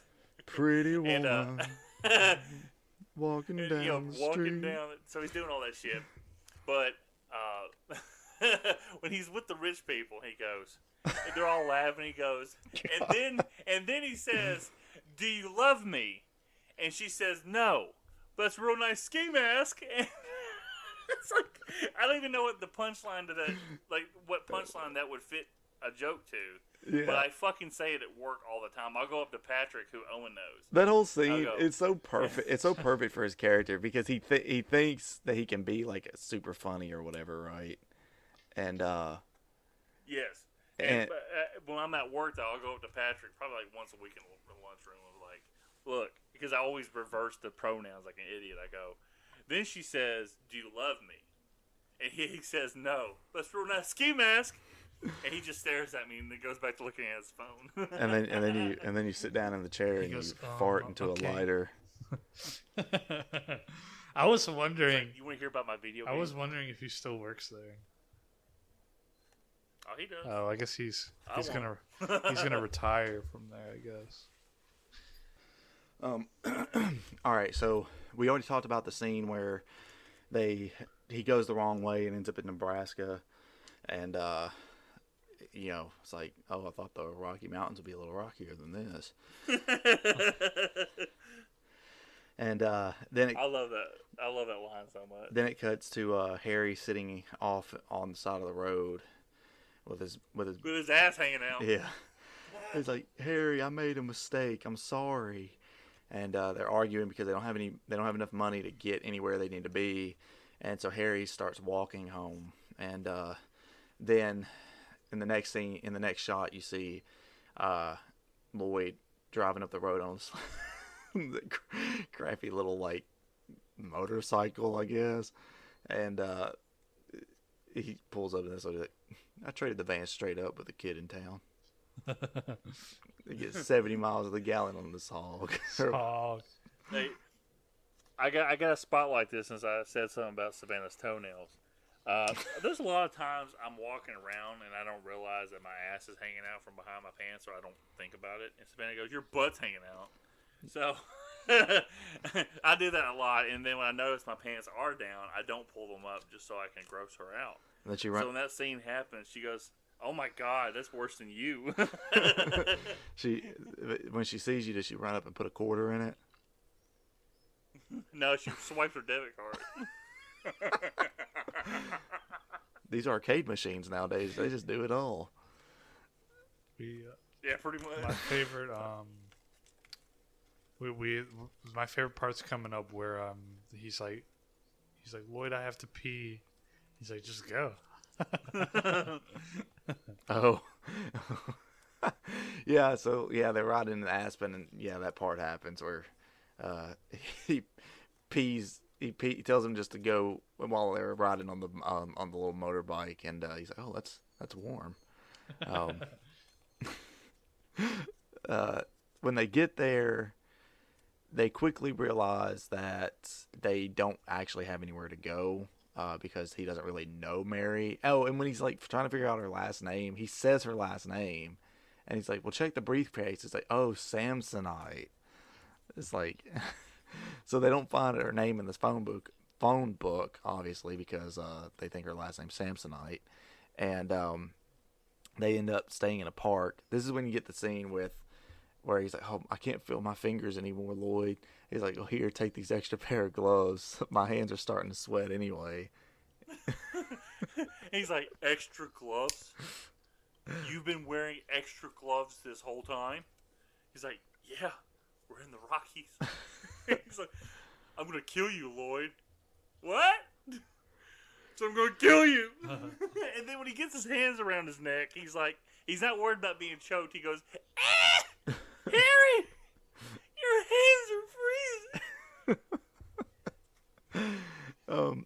But this is when they see that there's money in the suit in the briefcase, and kind of mentioned some of the stuff already. But they talk about how they're going to be responsible, which they're not. They go to a big fancy hotel and they stay in the presidential suite that only royalty and stuff stays in. And they go and they buy I think it's a Lamborghini. They buy a Lamborghini for $275,000. You might want to hold on to that one. They buy ridiculous outfits. I love Lloyd's outfit when they get there with the Lamborghini and he's got like all like that big like poofs or whatever at the bottom of his. I called them when I was a kid the Ultimate Warrior boots. And later his cowboy outfit or like sort of like rancher outfit or whatever when he thinks he's meeting Mary at the bar. It's great. All like this. I think that the movie like picks up a lot really when they get here and they get the money. I actually think that's when a lot of like the funny moments happen. We talked about the charity ball already. You know, they show up in the suits. Because they're trying to find Mary because they see in the newspaper that her and her family, I guess, run the charity or whatever. And they get there, they see her. Oh, you weren't kidding, Lloyd. She's an angel. And he sends, like a school child, he sends Harry over to talk to her. And he actually kind of hits it off with her. Which I found this part weird. Because her husband has been kidnapped. And she apparently has no issue with going on a date with some guy that she just met, even though her husband's kidnapped. Maybe she wants to like she's like, she's like falling in love with him, but her husband's just recently been kidnapped, and it's like bothered her so much that she has to like do dead drop, like fucking cash drop. Maybe it's an instance where it's like, well, the money disappeared, so I guess he's probably dead. Maybe we'll just move on. That quickly. She's like, I like this guy. He's funny. She let me hit it because I'm quirky, though. Okay. Cody, they were breeding dogs. They breeded a bulldog and a shih I tzu. call it a bullshit. That was fun. He just starts laughing. Bullshit. That was awesome. You almost started. Hey, have you guys, real quick, I gotta do a side note. Have you guys seen the movie Christine? I don't think I have. Yeah, I don't think so. I got AMC Fairfest on like mute in my room. I'm watching it on my PlayStation because that's all I do is watch TV on my PlayStation. And it's actually not a bad movie for like a 1983 car movie. But this auto mechanic has a sign on his on his desk that I thought was really good. It says, "In God we trust. Everybody else pay cash." Wait, what's the movie called? Christine. Christine. It's the Stephen King. Oh, okay, yeah. The Stephen King movie. With the haunted car. Christine. I know what it is, but I've never seen it. Yeah, same. It's directed by John Carpenter, isn't it? The movie? Yeah, it is, actually. I forgot about that shit. John. Speaking of John Carpenter, I rewatched like the last half of the Thing on TV today, and that movie is. We're gonna have to do that movie one day. We got to cover it. Speaking of John Carpenter, he did. Someone asked him. He did an interview earlier this week or whatever, where he's like, Barbie's a great thing for the theater. It's progress. A female director making all, with a film that made all that money, but I don't understand it. It's like, okay. I think John says. I think he just gets high and watches movies and has no idea what the fuck is going on. Just says shit.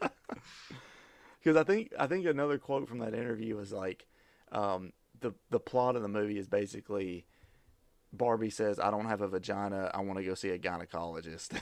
It's something along the lines that he said. It's like, all right. It's incredible.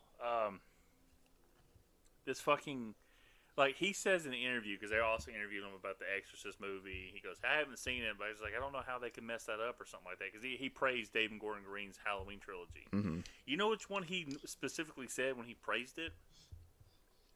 The second one, Halloween Kills. Well, at least he didn't say the third one. Well, what kills me is we've all discussed this. Halloween Kills is like fucking a Friday the 13th movie with It's Michael dog But how, shit. if they didn't, with all the killing and shit. Like, Lance, if they didn't make that movie, how will we know that evil dies tonight? Yeah, it's actually it's like a movement. It's the start of a movement, even. I'm gonna walk down they the say street. Evil Dies Tonight more than I say I like the Kansas City Chiefs. Okay, and that's a lot, people. So anyway, back to Dumb and Dumber. So yeah, Harry gets a date set up. He lies to Lloyd about her wanting to meet him. You lie, cheats, you steal. A lie, a cheat, a steal. So he tells Lloyd that she's gonna meet him at the bar at 10, and he goes off and has a good old day with her. He shows up with his skis, and he gets his tongue stuck to the post on the ski lift. And Oh God, man, that shit's real. Like, that can happen if it's like that cold. yeah, I saw some dumbass in a video putting his tongue to a train track when it was like freezing. He's like, "Ah!" That was the end of the clip. I didn't see the rest of it. stupid ass. I swear, man, that shit's so fuck. I don't know why somebody would do that. And then he ended up in Like, he's like, "Oh, look, Frost." That's the best part. He goes, "Oh, look, Frost." the. And then, yeah, And then the kids get on there with him. He's like, "Hey, kid, you wouldn't happen to have a warm bucket of water, would you?" And they're just staring at him. And then all of a sudden, like, he's no longer on the thing, but he's still on the seat, and everybody else is sitting down. It's fucking hilarious. they like detached it from the thing and set it off to the side. Here, I saved you a seat. And he goes, "Yeah, I saved you a seat." And then all the while, Lloyd is in the bar, just kind of like, and he runs across the same lady, because he thinks he's got stood up. He runs across the same lady you see talking to Harry before. Yeah. And then, of course, he finds out where Mary lives. He goes off, but he sees the newspaper article that says we landed on the moon. Obviously, it was like in the 60s. And he goes, "No way! That's great! We landed on the moon!" I love when she's like talking his ear off about like her relationship or whatever, and he's like literally just out loud. He's just like, "I don't care," and she still just keeps going. It's so fucking good, man. I swear. But yeah, one of the funniest moments in the movie is when Harry has a snowball fight with Mary, and he like just like tackles her He into the tries to snow. bury her head in the snow. Yeah, he like just like shoving her face down in it. She's like squirming and everything, and then they're just like, it's so stupid, but it's funny. Well, she thinks it's funny, and he's over here 100% serious. Yeah. It's the best part. And then when they make the snowman, he hands her the carrot and the coal or whatever, and he he makes it a dick and balls instead of the eyes and the nose. That's what I would do. That's such. Dude, he's literally me. He's literally in every conceivable way. So he drops her off at home, and at this point, because Lloyd has found out where she lives, he's waiting in the bushes for some reason, and Waiting in the bushes of love. he sees Harry drop her off, and he knows that he's been betrayed, and you know where betrayers go, don't you, Owen? To heck. To the ninth circle of heck. Yeah. So he goes back to the hotel. He plays it all cool, shooting some b-ball outside of the school, and he talks to Harry. He pretends to buy Harry's like bullshit about, "Oh, I'm going to the movie, and maybe she wanted to meet you at 10 p.m." And He's like, "Do you think so?" he ends up pouring tea for him and pours like a ton of laxative into Harry's tea. Which that's Okay, and it says Turbolax, which is like immediate relief for constipation. yeah. And I'm like, that's me like every morning before I go to work. Like, ugh. So, sorry. So, Harry goes to pick up Mary, and he needs to use the restroom, obviously, because that laxative is kicking in, and he starts just fucking like pushing it out in the toilet. I mean, it's like the fucking river from Willy Wonka's Chocolate Factory in there, and he even hears a little fat boy in there drowning in the toilet. I mean, that's how much like that river it is. Help me! Augustus. Augustus Gloop's like, help me! Mary comes at the door. She's like, "I hope you're not using the toilet. It won't flush." And he's like, and then Huh? What? he's like, "I'm shaving." He looks down at the. And then later on, I'm cleaning my teeth. Yeah, I'm cleaning my teeth. He ends up taking the toilet apart and like carrying it, which this is not how toilets work. But he ends up taking it apart and carrying it over to the window to dump it out the window. No, he doesn't. You don't see that, do you? Yeah. Well, you don't see it coming out of the toilet or anything, but he picks it up and he carries it over to the window and starts dumping it out the window. I don't know what part you watched on YouTube. They did not have that version. Oh, I see. I watched the Blu-ray of it. They added that scene in because that's not in the theatrical cut that was on VHS, or it wasn't in the VHS version. Okay, because that's not on the version I rented on YouTube. So he gets up, he like takes the top of the toilet off, right, and he's like trying to fix like the flushing mechanic inside of it. And then the next thing you see, this is after Lloyd comes and is like basically convinces Mary to go back to the hotel with him, and she runs upstairs and she knocks on the door. She's like, "Harry, are you okay?" or whatever. And he's got the commode, the bottom part of the commode in his hands, and he's got like a towel holding the bottom, like he's trying to hold everything inside of it, and he's like carrying it over to the window.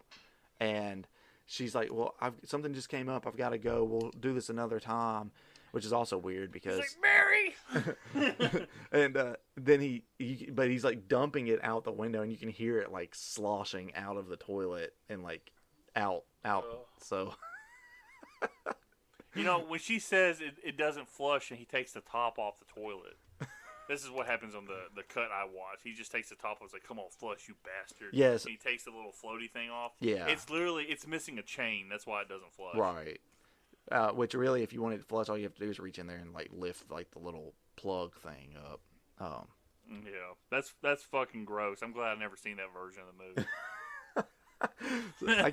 I didn't know that was like an additional thing. I was just watching it because I didn't remember it from when I was a kid either. But I was like, okay. No, because that was not in any of the versions of the movie. If they had like a deleted What scene. happens in it? Like what happens? So in it? Where have you just not been listening the last 5 minutes? I'm tired. The resolution to the toilet thing is that Harry takes the entire toilet apart and he's carrying the bottom part that you sit on to the window so he can dump it out. Okay, yeah, that is not in the thing. No. Yeah. That was not in. I can say this for a fact. It was not in the VHS copy I had when I was younger. On YouTube. I've never seen it on a TV that's version. That's director's cut. I don't think it was on DVD. Yeah, I think. Yeah, that might be like a deleted scene to add it in. Well, because I think my version is like an unrated cut or whatever. So, whatever. So yeah, Lloyd and Mary go back to the hotel, and Lloyd lays some thick pipe. I mean, just the thickest. Shoots some and there's a fucking rope, dude. Just 9 lashes. Anyway, they get to the hotel and he's like, race you to the top, and like ends up like tripping her on the stairs. He's like, I win. Oh man. They get up to the room. He's like, yeah. There's the briefcase or whatever. Then he wants to confess his love. He says, "I desperately want to make love to a schoolboy," and she's like, "I should go." He's like, "Do I have any sort of chance?" And is it like a 1 in 100 chance? He's like, more like 1 in a million. He's like, "So you're saying there is a chance or whatever?" He's like, "You're telling me there's a chance?" Yeah. That's when you get a knock on the door. And knockety knock knock. Who is it? It's Tommy or whatever his name is.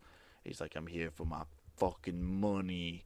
And he pulls a gun, tells him to get on the bed, pulls out a video camera and starts recording. He says, "You two start fucking." And It's like, take it to the chorus, dirty man. Sucking dick. Yeah. Harry gets to the hotel, and the woman from the gas station / bar is there. And all of a sudden, she's not so, like, ditzy anymore. She's like, hey, Harry, why don't you bring your ass on over here? Call. Oh, yeah, you never did call. That is what she says. You never did call. And then next thing you know, Harry's upstairs. He's like, man, you're never going to believe what I just did in the bathroom downstairs. And I just took a shit. I'm shitting as we speak.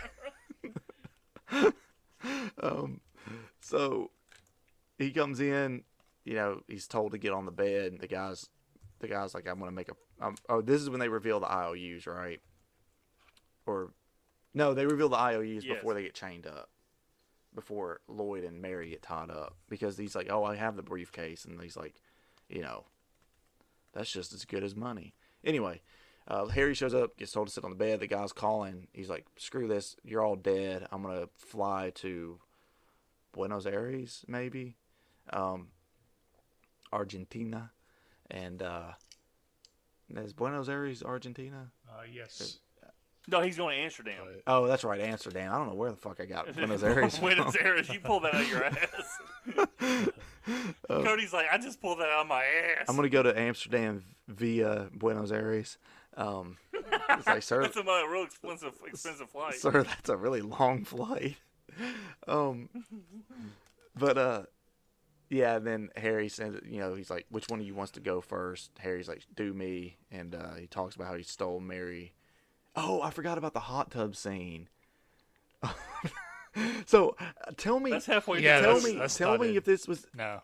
Tell me if this was in your version, because I don't remember this as a kid either. Wait, you said that's not in your version at all? There's no hot tub scene. No, there's a hot tub scene with Harry and Lloyd. Yeah. That's halfway through. That's what I'm talking about. Hot tub scene. I'm trying to remember. They're in like it's in a heart-shaped tub. Oh, yeah. They're like right on top of each other and shit. In my version, they hear like someone in the next room having sex, and Lloyd has got a cup up to the wall, and this, I don't remember this part being in the movie, but he he's like, man, this is the life. I think he says something like, a hot tub, this, and the paper thin walls, and he says something to Harry about like, if the only thing that would make this better is if you had big knockers. And is this in y'all? Was this in y'all's version? No. Oh my god! I think I've seen this. I remember Jim Carrey holding a cup up to the wall okay. in like a TV version of the movie. Okay. But I've never seen that scene all the way through. I don't remember. Okay, because it gets crude, right? Because he's like, man, yeah, if you did, I would just. He says something like, I would take you to town. I'd split you like a log. And it's just like, it gets like really Harry starts getting like really uncomfortable with the situation. and then like he starts hearing the people in the room like having sex again, so he puts the cup back up to the wall. And then I think it kicks into like the regular theatrical cut part of it where they're just like talking. It's like he's like Freda Felcher and me staying in a place like this. Yes, not as nice, but nice, So and then,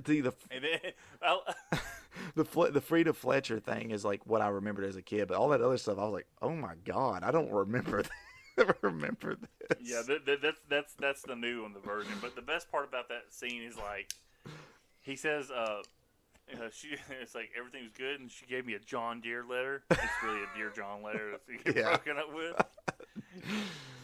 And she said some bullshit about how I didn't pay attention to her enough. I don't know. I wasn't really listening. I didn't listen to her. It's like, you had the inverse, but he goes, it's like she said that I never really listened to her. I don't know. I really wasn't paying attention. But I've used that before too in conversations. Like, Savannah gets mad at me about not listening to her. I don't know. I really wasn't paying attention. But what reminded me of the scene anyway is that when they're in that final like confrontation, he brings up Freda Fletcher or whatever, and but yeah, Lloyd's like, "Oh, kill him." He shoots him in the chest, and he gets up, pulls a gun, and he shoots all 6 rounds that he has and misses every single one of them. And He's like, Harry, you're alive. You're a terrible shit. And then, luckily, the FBI shows up and arrests Tommy Jarvis. And hey, when they show up, they're like, freeze, and they put your hands up, and Harry does. He goes, not you, dummy. and they get him and the other henchman from that's still alive, the one that didn't have the ulcer, and yeah, the woman. Yeah, and they also conveniently found her husband, I guess, because he's just there in the back of a car, and gets out, and he's like, "Hey, darling, I'm here. Who's this guy? Who's this guy?" And I love it when Harry Lloyd has that fantasy about shooting him. He's like, die! Yeah, I like that. That was really funny. And then I guess Mary's okay now, and she's not going to bring up the fact that she went on a date with Harry and promised him that they would go on a date again. So they go on their merry little way. Harry and Lloyd leave. They're heading back to Rhode Island, I guess, and they're walking. And then a bus full of bikini-clad women pull up. And they're like, hey, we're looking for two oil boys to join us on the road to grease us up before every show. And they're like... And then they look at each other, and Harry goes, you are in luck. There's a town about 3 miles that way. I'm sure you'll find somebody there. They're like, okay. And then they Lloyd's like, he looks at him like, he grabs him by the face. Do you realize what you've done? So he chases after the bus. Hey, but Harry's chasing after Lloyd. Like, Lloyd. He goes, my friend's a little slow. The town's back that way. And it's like, man, there's like a bunch of tins in that bus. Like, Jesus, dude, come on. And then they're like, after they drive off, they're like, two lucky guys are going to get to spend the next couple of months with all those women. Yeah, one day we'll catch our break. It's just like, just gotta keep our eyes open. So stupid. And I think that's the end of the movie, right? So, yeah, that's it. They do the tag, not it. Tag, triple stamp. And yeah, so that's the end. We already kind of mentioned that they made a prequel to this later on that I think is just very overall no one likes. And Dumb and Dumber 2, which I guess was disappointing. I've never seen either one of them. They also made an animated series based on this because I guess Hollywood execs at the time are like, Jim Carrey's extremely popular, so let's just make fucking animated series based on every movie he's in 1994, and not have not have him in the series. Yeah, not have him in it. So yeah, that's it for Dumb and Dumber. So I guess we'll get into final recommendations, and we'll start with Lance. I definitely recommend this movie. It's probably not as funny as I remember, but then again, if I watched it with like somebody who laughs more, like Savannah's not very vocal during movies like I am. I think I'd had to laugh more if I was with somebody as vocal or close to being vocal as I am about stuff. But yeah, it's still great. I mean, I can still quote this movie like the back of my hand, and I still use quotes to this day, so I definitely recommend this movie. All right, what about you, Owen? Yeah, I do recommend it. I think it's a fun watch. It wasn't. I don't know. I liked it. There were parts that made me really laugh, but I wasn't like belly laughing. Maybe if I had saw it when I was a little younger, I would have like some, it probably would have stuck with me a lot. Nostalgia. Yeah, exactly. It probably would have stuck with me a little bit more, like kind of like the other dumb like comedy movies that I bring up and stuff. Unfortunately, I had to miss out on it and watch Dumb and Dumber. That piece of shit. But no, I really did like the movie. It's got some really funny moments and stuff, and I just think it's a really good watch. So if you haven't watched it before, give it a watch. What do you think? How do you like it compared to The Mask? I honestly, I do think this movie is funnier than The Mask. I'm gonna have to say. I don't know. It's just I don't. No. Hey, say less. Man. No. Yeah. I mean, I don't go for slapstick too much, but I do like, penis jokes and stuff, so that's easy for me. yeah, so I do also recommend it. We've talked about it before. I love Jim Carrey movies. I can't really think of any off the top of my head I don't like. I can think of quite a few I haven't seen, but not any that I don't like. So yeah, I recommend it for sure. I still, like I said at the beginning of the show, I do think that I enjoy The Mask more than this, but it may have also been a situation where I went into The Mask thinking, oh, I don't know if this is going to hold up, and I still ended up enjoying it a lot. And then with this, I was going into it thinking like I'm going to be dying of laughter by the end. So just different expectations going in based on nostalgia. So yeah, that's it. Our next film is going to be Lance's film, which I believe is Mortal Kombat Legends Snowblind. Yes, it is. The final stop on the Hanzo Asashi Appreciation Tour. And then, Yeah. Yep. And then Owen, I'm sure, hasn't picked his movie yet. No. And for me, I think that I'm going to do my episode will come out on Christmas Day, my next one. So I think I'm going to do a Christmas movie, which it will be Elf. So that'll be that. Owen, I don't know if you want to do a Christmas movie for your next one, but it's entirely up to you because your episode will be December 11th is when it'll come out. But Christmas. you don't have to, but just my next like 9 movies are probably gonna be like the Friday the 13th movies. So I've got like my next year planned out practically. all right. Well, I'm fine with that. But all right, I guess that's it for us. If you enjoy this episode, please share it with your friends, share it with your coworkers, share it with your ex-lovers. If you don't like this episode, share it with your enemies and waste your time. Yeah, just say, hey, I think you'll like this, you piece of shit. And, follow our podcast on Twitter at FilmoscopyPod. We have a Facebook page. I am thinking of trying to get a YouTube page up and running where you can listen to this on YouTube, but that's something I've still got to figure out. So, yeah. Because the shit ain't ever gonna be live, I can tell you that. No, it won't be. It won't be our faces or anything like that. But I know there are people out there that like to just listen to stuff on YouTube. So that's me.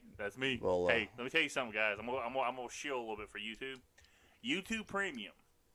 It's like $25 a month, Oof. but you can share it with 5 other people. So you and 5 other people can watch YouTube videos without ads, and you can turn your screen off and listen to your videos. So let's say you're just listening to like somebody talk, like Cody wants to listen to a new episode of Kind of Funny, and it's 2.5 hours long. It's only on YouTube, but he wants to do something. So he can fucking put that shit on his phone, put on his headphones, turn off the screen, and listen to that fucking 2.5 hours. That's how I listen to all my podcasts is on YouTube. And it doesn't kill your battery. It's fucking awesome. So yeah, YouTube Premium, it's so fucking worth it, and you get to share it with 5 other people. So just give $5 a piece, and you're good for a month. So. All right. Well, I guess that's it for us. As always. Damn it! Like, you want to hear the most annoying sound in the world, Cody? That's it.